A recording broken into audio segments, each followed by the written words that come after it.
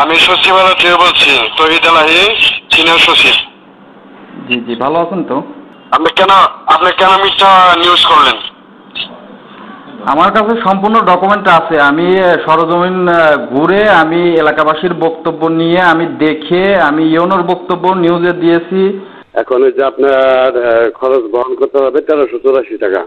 এটা কোথায় জমা দিতে হবে? এটা আপনি বিকাশে পাঠাবেন। হ্যালো, আসসালামু আলাইকুম। জি আপনি কি? ওয়ালাইকুম সালাম। আপনি কি এনটিভি সাংবাদিক? জি, আমি এনটিভি মাল্টিমিডিয়াতে কাজ করি। জি, আপনি এনটিভি।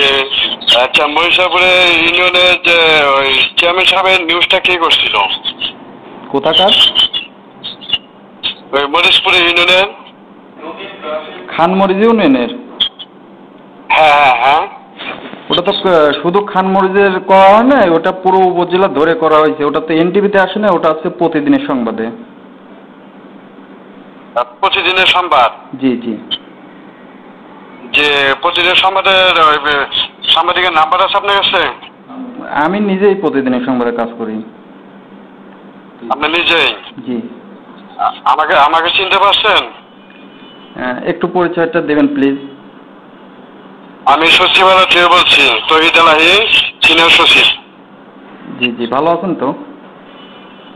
জি ভালো আছি।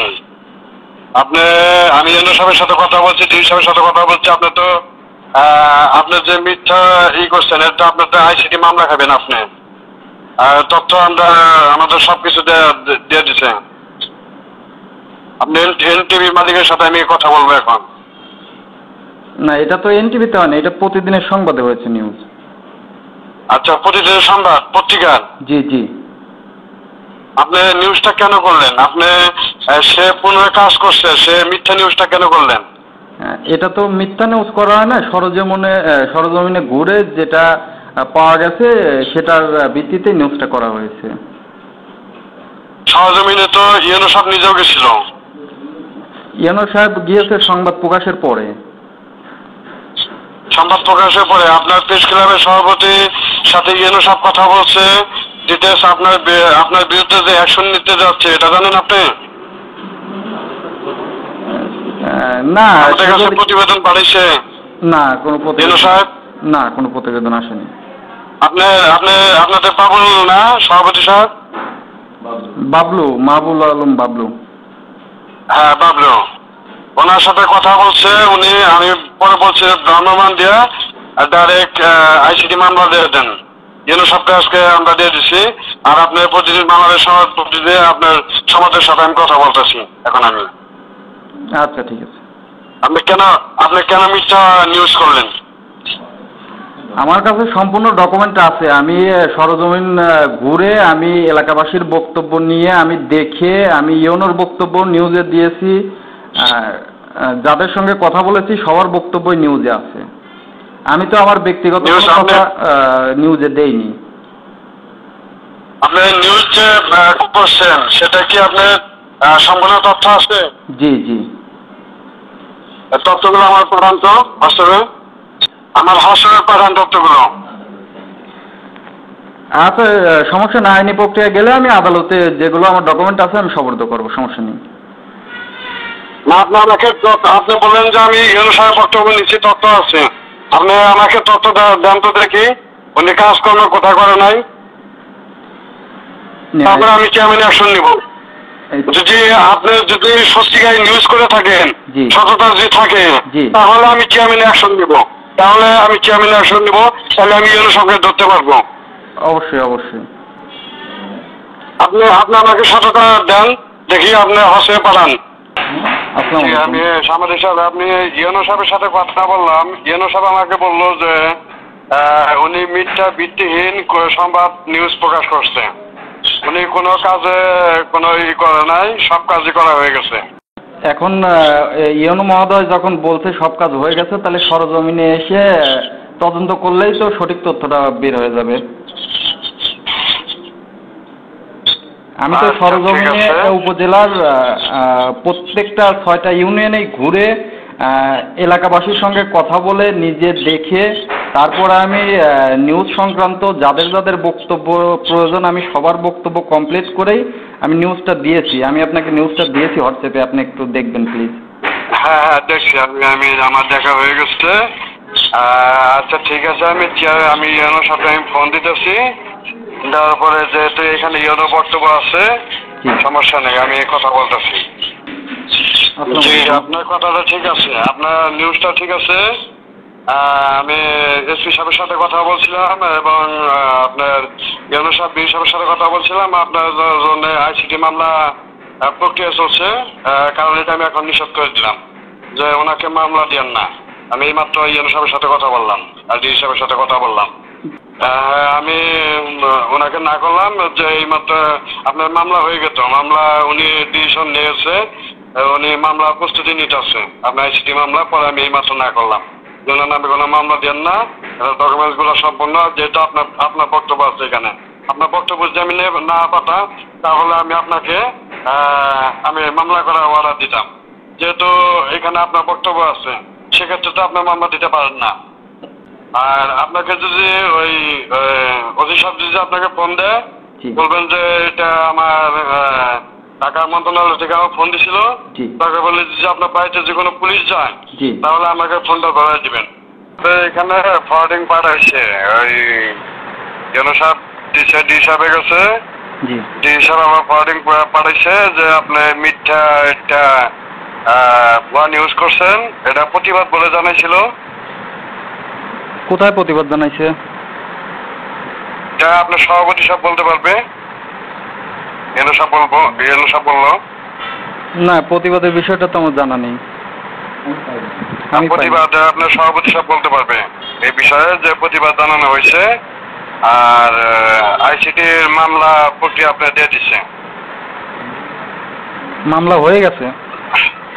হ্যাঁ মামলা হয়ে গেছে, সমস্যা নাই। আমি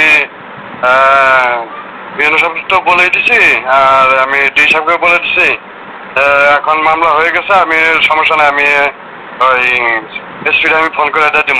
তো ওর নিউজে তো সব ডকুমেন্ট আছে, নিউজের ডকুমেন্ট আছে। এখন মামলার তার আইনগত অধিকার তার আছে মামলা করার, ইয়োনো মহোদয়ের আইনগত অধিকার আছে, এটা নাগরিক অধিকার, মামলা করতেই পারে। এখন জাস্ট হয়রানি করা এই।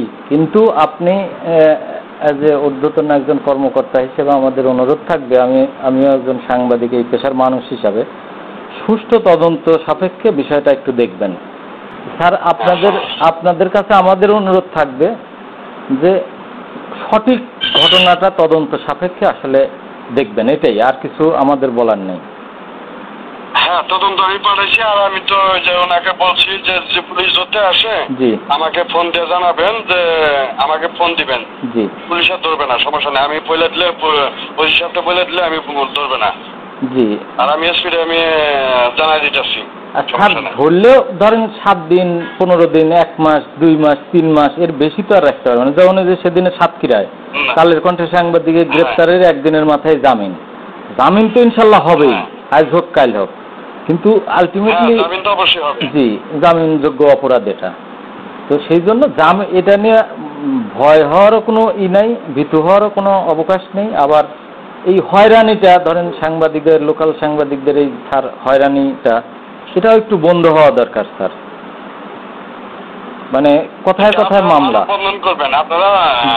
আমি দেখি, আমি কালকে এটা সমাধান করে দিচ্ছি, সমাধান করে আপনার মামলা সমাধান করে দিচ্ছি আমি এটা। জি স্যার একটু কাইন্ডলি দেখবেন স্যার।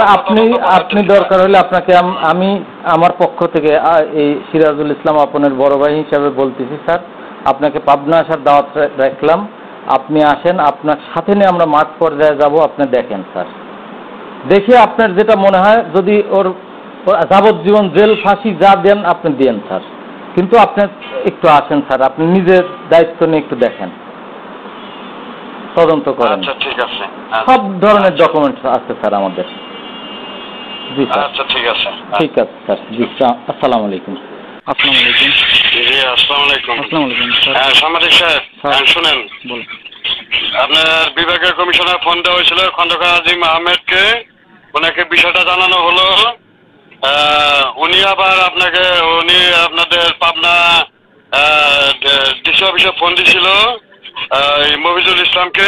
উনি আবার ফোন দিছিল ওই নির্বাহী অফিসার নাজমুল নাহার এই আপনার মামলা বিষয়ে। আপনার নাজমুল নাহার উনি থানায় আপনার মামলাটা প্রত্যাহার করে নিয়েছে, বুঝতে পারছেন? আপনার মামলা প্রত্যাহার করে নেওয়া হয়েছে। আমি গণমাধ্যম কর্মীকে আমি খুব ভালোবাসি।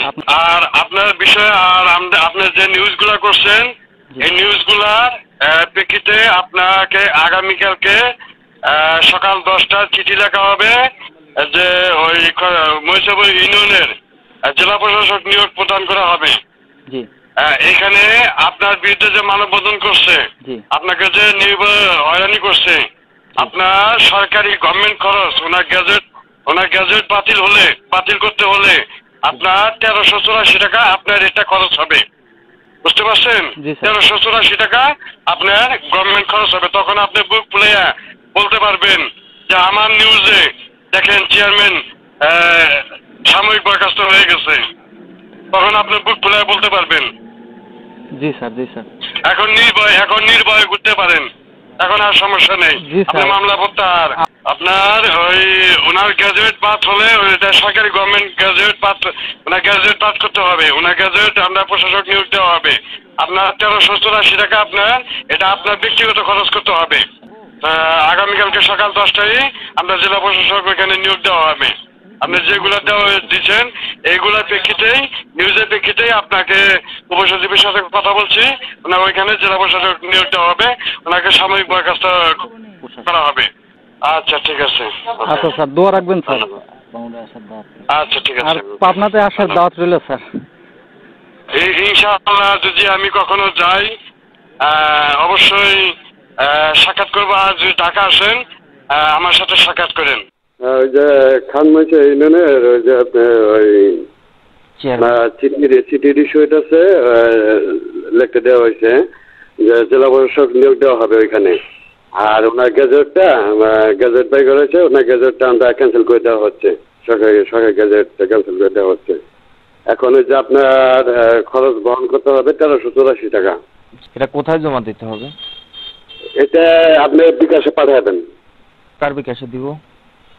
এই নাম্বারে দিয়ে দেন, আমাদের সাথে এই নাম্বারে দিয়ে দেন। গ্যাজেটটা বাতিল করে আমি হোয়াটসঅ্যাপে দিয়ে দিচ্ছি, আপনি ফেসবুকে ছেড়ে দেবেন।